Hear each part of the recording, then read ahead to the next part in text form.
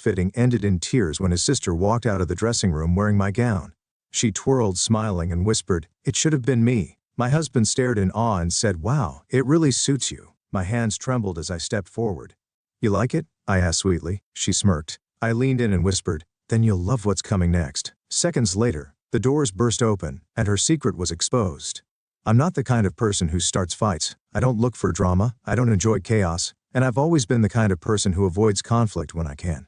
But sometimes, life throws something so outrageous at you that there's no choice but to fight back. This is the story of how my fiancé's sister tried to steal my wedding dress, how my fiancé helped her do it, and how, in one explosive moment, I realized my entire relationship was a lie. And then, the doors burst open. But let's start from the beginning. I got engaged to my fiancé Daniel after 5 years together. He wasn't the most romantic guy, but he was steady, responsible, and I truly thought he loved me. I had spent so long waiting for him to propose that when it finally happened, I didn't question it. I just said yes. Wedding planning was stressful, but the one thing I had been looking forward to the most was the dress. I wasn't the kind of person who had dreamed about my wedding since I was a kid, but when I finally found the dress, I understood why people got emotional over this stuff. It was perfect, a lace mermaid gown, delicate and elegant, hugging my body in all the right places. I cried when I put it on. My mother cried. Even my best friend, who never cried at anything, got misty-eyed. It was mine, or at least it was supposed to be, because somehow my fiancé's sister Sarah decided it was hers. Sarah had always been competitive with me.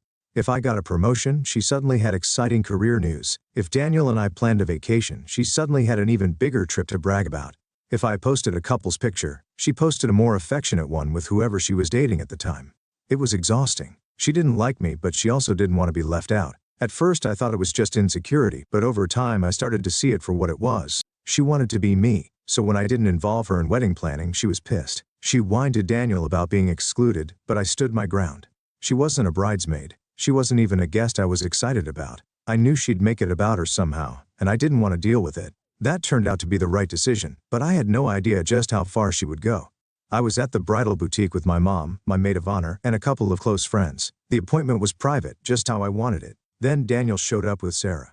I hadn't invited him. He had never expressed interest in anything wedding-related before, so I was confused as to why he suddenly wanted to be there. And Sarah? She walked in like she owned the place. I felt my stomach tighten, but I forced a smile. "Oh, hey, didn't know you were coming." Daniel smiled back, all innocent. Sarah just wanted to see the dress. I didn't like it, but I wasn't going to start an argument in the middle of my fitting. I figured she'd take a quick look and leave. I was so wrong. The assistant brought out my dress. My heart sped up just looking at it. But before I could even touch it, Sarah grabbed it. Not in an admiring, "Wow, let me look at it" kind of way.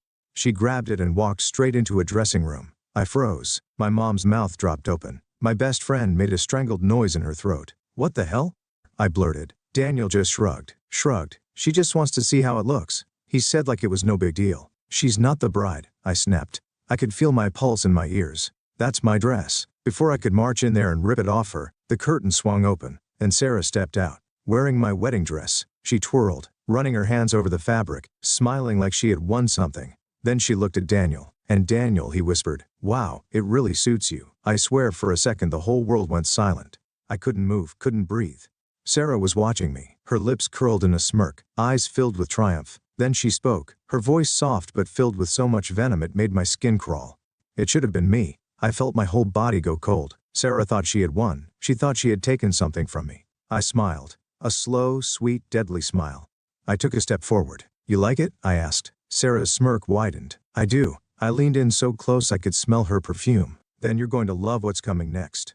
And right on cue, the boutique doors burst open. A woman I had never seen before stormed inside. Tall, elegant, holding a baby. She wasn't looking at me.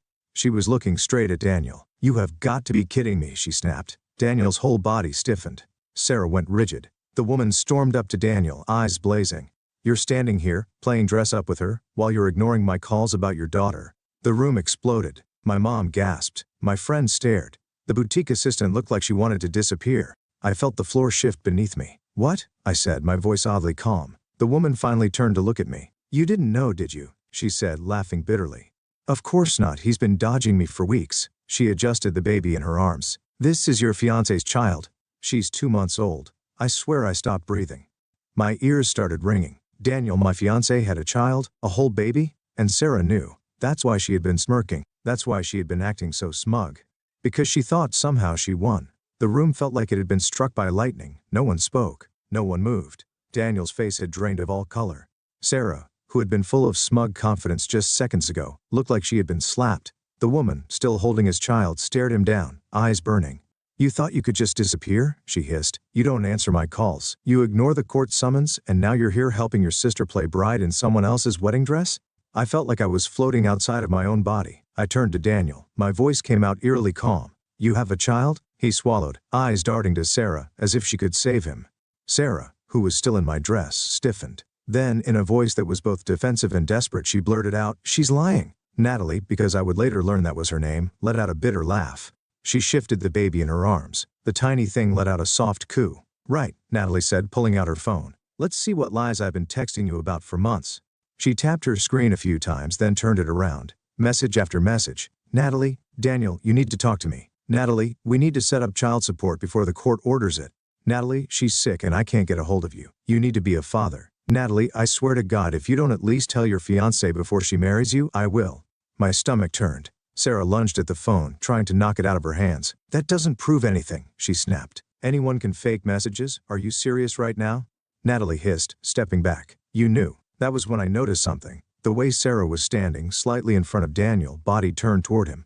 The way he wasn't protesting or arguing. A horrible thought crawled into my mind. "How long have you known?" I asked Sarah, my voice barely above a whisper.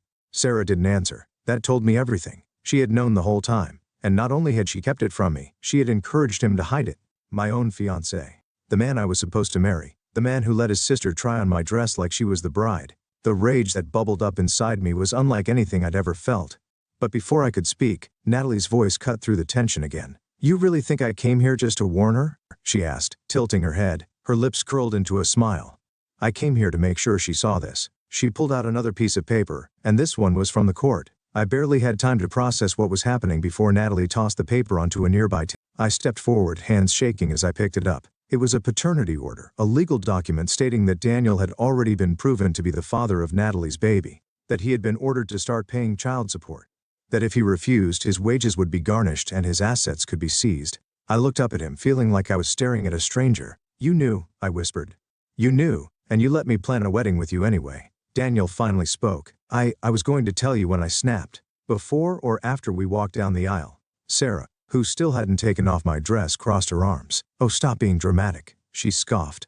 "People make mistakes." I stared at her in disbelief. She sounded angry. Not at Daniel, not at the fact that he had cheated and had a child with another woman. She was angry at me. Like I was the problem. Natalie let out a sharp breath, shaking her head. "You know what? I don't even care about your wedding drama." She turned back to Daniel, her expression ice cold. "I came here for one reason. To let you know that since you ignored the first order," she leaned in. "The court just approved my request for full custody." Daniel flinched. Sarah gasped. And suddenly she lost it. "What the?" she shrieked, stepping toward Natalie. "You can't do that. He has rights. You're not taking his child away from him." Natalie raised an eyebrow. "Oh, now you care?" Sarah's hands were shaking. Her whole body was shaking. I watched as something cracked in her expression. She turned to Daniel, eyes wide and desperate. "You're not going to let her take your baby, right?" she whispered. And that was when it all clicked. Sarah wasn't just being competitive. She wasn't just trying to steal attention. She wasn't just some overbearing sister with a weird obsession. She was in love with her own brother. Daniel didn't answer her right away. His face was unreadable, like he was realizing something for the first time. "But Sarah?" Sarah snapped. She turned back to me, her expression twisted with anger. "This is all your fault," she spat. "If you weren't here, none of this would be happening."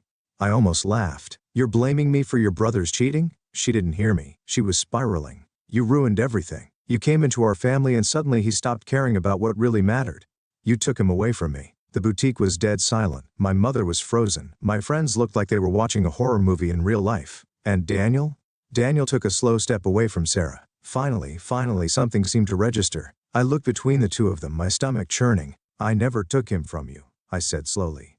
"He's not yours to take." Sarah's breath hitched. Her hands clenched into fists at her sides. Then, in a voice so full of venom it could kill, she whispered, "He should have been." I stared at her. Daniel stared at her. Even Natalie stared at her. And then, before anyone could react, Sarah grabbed the front of the wedding dress and ripped it straight down the middle. The sound of tearing fabric was louder than it should have been. My dress, was ripped straight down the middle, delicate lace splitting like it had never meant anything. Sarah stood there, chest rising and falling, hands still clenched around the shredded fabric. Her expression was wild.